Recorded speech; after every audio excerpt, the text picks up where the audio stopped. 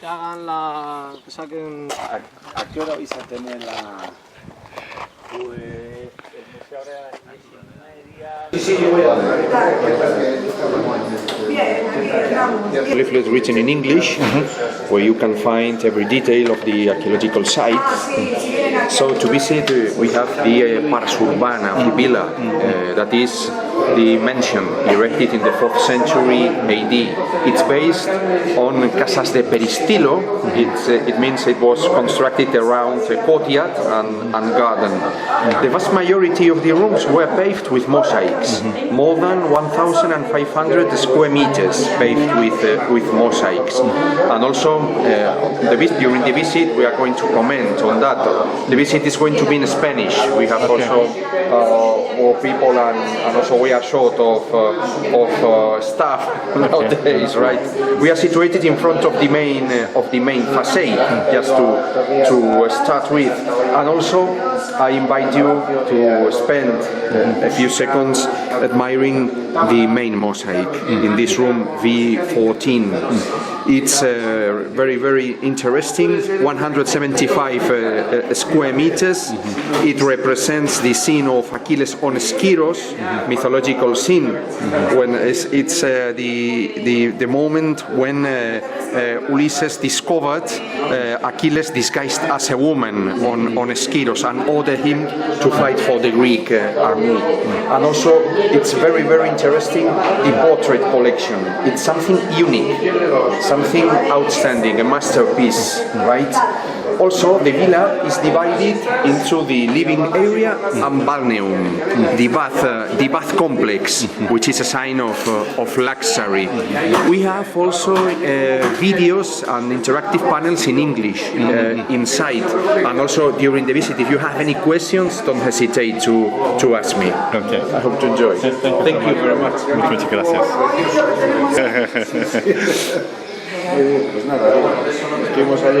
We are taking a rest here in the cafeteria. La feria romana. 11 o'clock, we're getting to the site. Zona de los bultos, del bulto y los agujeritos hacia el interior, ¿sí? Su receptor está conectado, enciendo el mío y compro.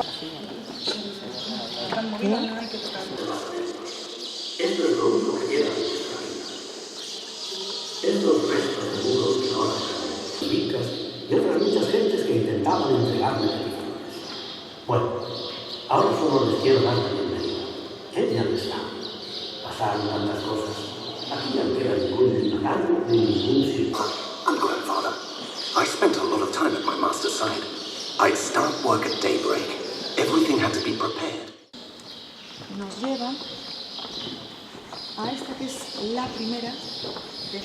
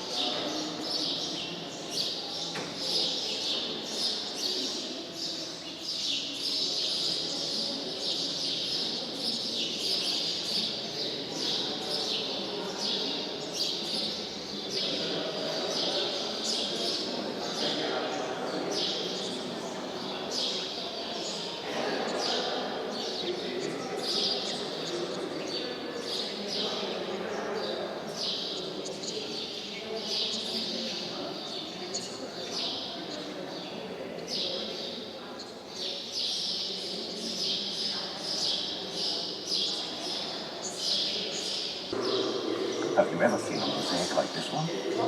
I certainly have. Once you've seen it, you'll never forget it. I have to say I really admire the elegance of the mosaic. I can recognize all the members of the Master's family. So many familiar faces. These other figures are the seasons of the year, and they represent time. I like explaining the picture in the center of the mosaic, which shows athletes on the island of Skiros. Look, there's a door with curtains. Coming through the door, we see Rhea, the wife of Lacomides, who is the king of Skiros. Rhea is the mother of the young women in the scene, all young. Achilles, our hero, is in the middle, with a lance in one hand and a shield in the other. He's been surprised by the blast of a trumpet being sounded by the soldiers. Opposite him, there's a merchant who's just arrived, but Achilles is dressed in woman's clothes. Do you know why? I'll tell you why. The merchant is really Ulysses. He's come looking for our hero Achilles, who is hidden on this island by his mother, and has been living disguised as a girl amongst the daughters of Rhea and Lycomedes. Why did she do it? Very simple. There was a prophecy that affirmed the war wouldn't be won without Achilles. But Achilles would die in the battle. That's right. His mother hid him in a gymnasium, among all those girls. She wanted to save his life. Notice the lesson the story teaches us, my friends. Forced to choose between pleasure and duty, Achilles chose duty. Is that the reason my master's ancestor chose this story? We'll never know.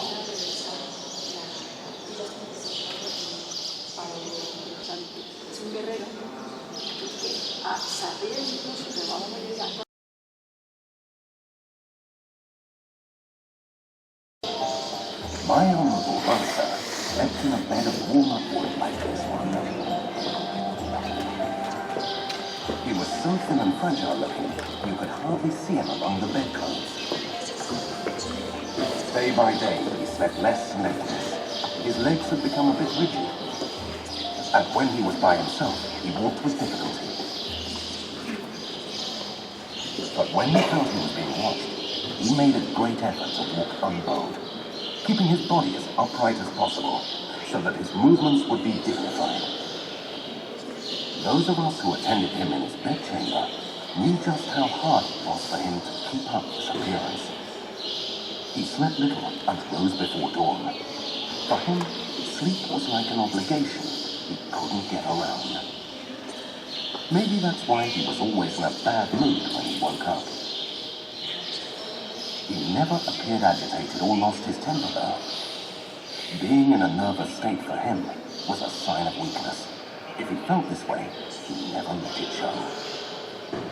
The master began his day in these rooms, listening to complaints and the latest news. Night was a dangerous time, a time for scheming, and he knew that what goes on at night is much more important than what happens during the day.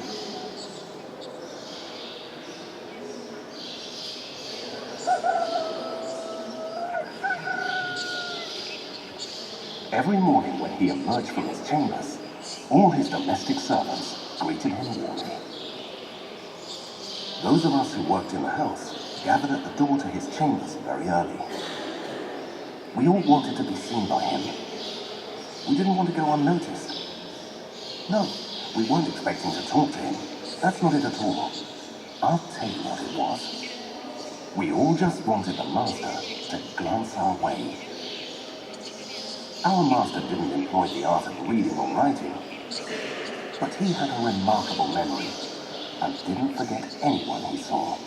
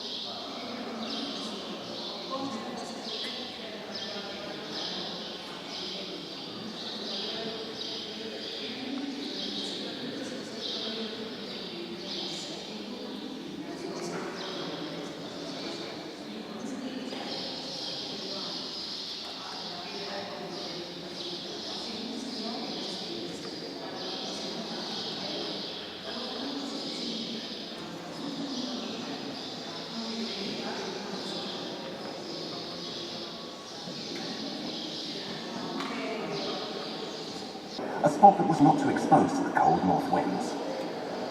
Me, a servant close to my noble master, it was my duty to keep the baths ready for use, so I had to make sure that there was always dry wood and water and clean.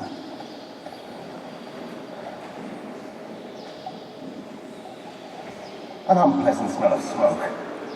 It was a lot of work.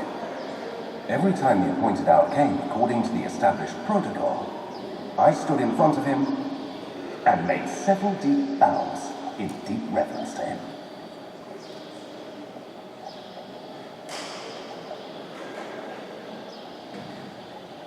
This was the signal that the time for baths had arrived. The hypercaust under the floor had to be kept lit so that the boilers on top of the furnace were always full of hot water. The system made it possible to take a series of baths, hot, warm, and finally cold, whenever one felt so inclined.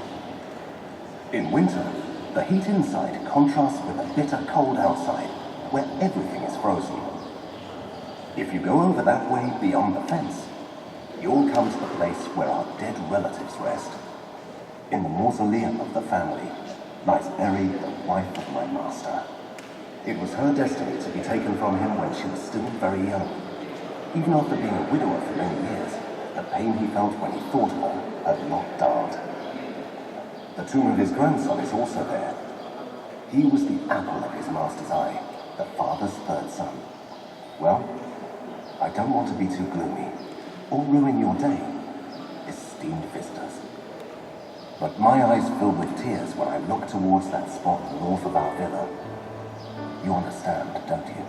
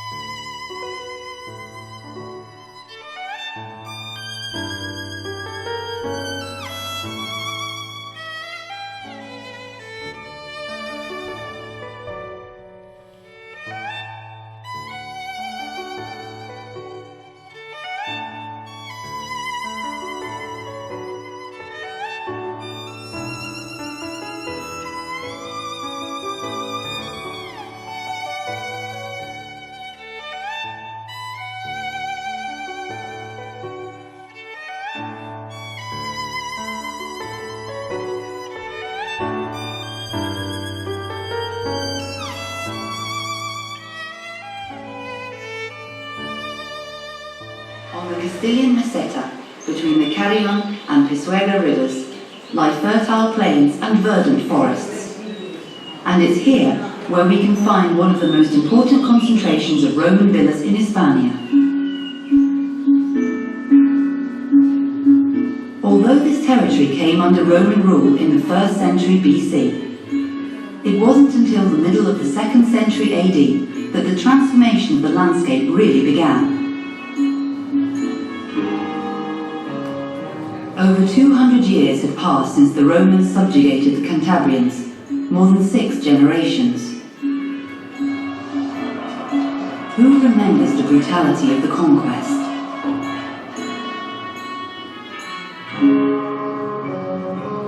From the beginning of the 1st century of the Christian era on, these lands were under the jurisdiction of the Conventus of Clunia, and it was to the city of Clunia that people had to go to have legal disputes settled or to seek justice. At the time, most of the Iberian Peninsula was not occupied by troops.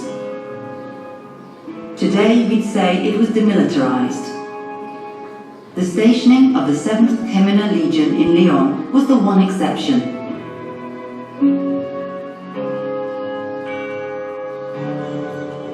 Other changes were also occurring at the time. Slaves were being replaced by tenant farmers and paid workers. Tenant farmers were free men to whom large landowners assigned land under an arrangement that came close to granting them a right of possession. large landowners. They were known as honestiores, men of high rank, nobles and patrons. They owned large estates called latifundia and were able to defend their tenant farmers legally and even with military means, for they sometimes had private armies at their disposal. Their power and prestige was such that many free farmers, known as humiliores, opted to sell or simply give their land to a large landowner.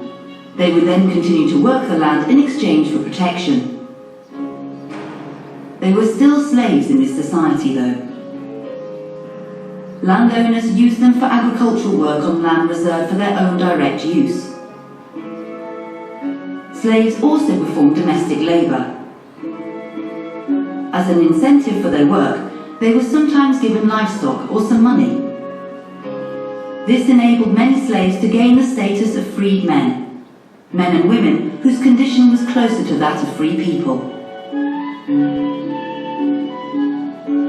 The origin of these large properties was often unclear. The honestiores themselves didn't always want to know about the roots of their lineage. Here they remained, far from the decision-making centres of the empire.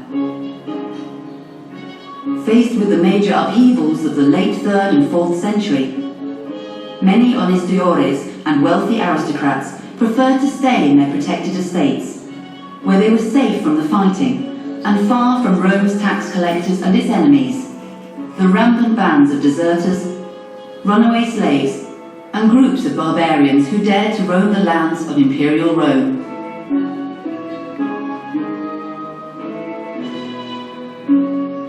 For all these reasons, in the 4th century the number of villas grew. Owners made major renovations to existing buildings, and many new villas were built. These large mansions were major agricultural centres and produced almost everything people needed to live. The key was to control all production processes, from agricultural operations to industrial activity. What we now know as La Olmeda was one of these country estates. It had existed since the 1st century, but in the middle of the 4th century AD, it was completely remodelled to create an impressive palatial villa.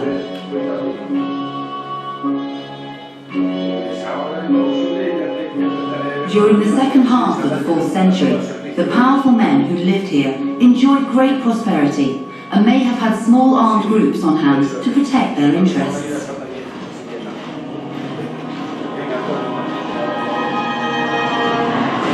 Nevertheless, the first signs of political and military instability may have been evident as early as the 3rd century. We don't know to what extent the presence of the first armies of barbarian invaders affected the villa, but it's clear that it wasn't destroyed.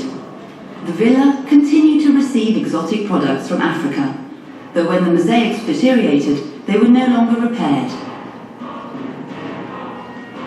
In any case, from the middle of the 5th century to the first years of the 6th century, it became increasingly clear that the culture that had created these stately villas was doomed to vanish. As a result of violence and insecurity caused by the landless peasants and excluded groups that Roman society had produced.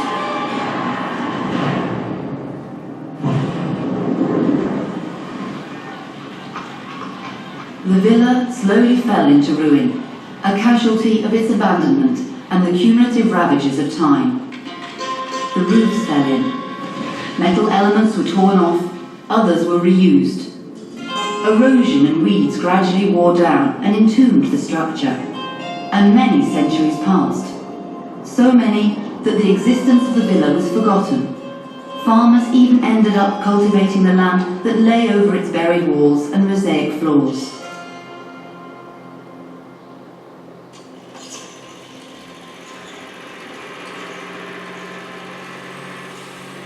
That was until 1968, when Javier Cortes, the owner of the land, discovered the remains of the villa. In 1980, after several years of excavations, he ceded the site to the Palencia Provincial Council, and in 1984, it was open to the public.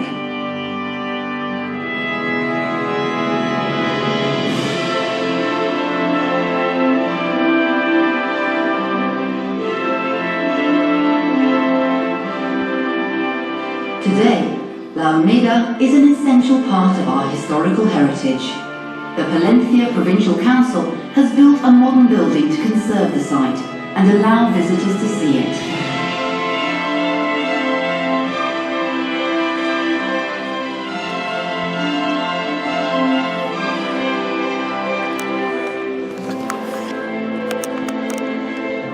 This movie is played specially for me only. There's no other customers. I played twice in Spanish and finally English for me only. So thanks so much. I share this video with all my friends all over the world. La cultura oriental después ya empieza a dar cierta forma de vida. Hay puquis más antiguos que ya tienen la forma de la Te digo que la palabra puki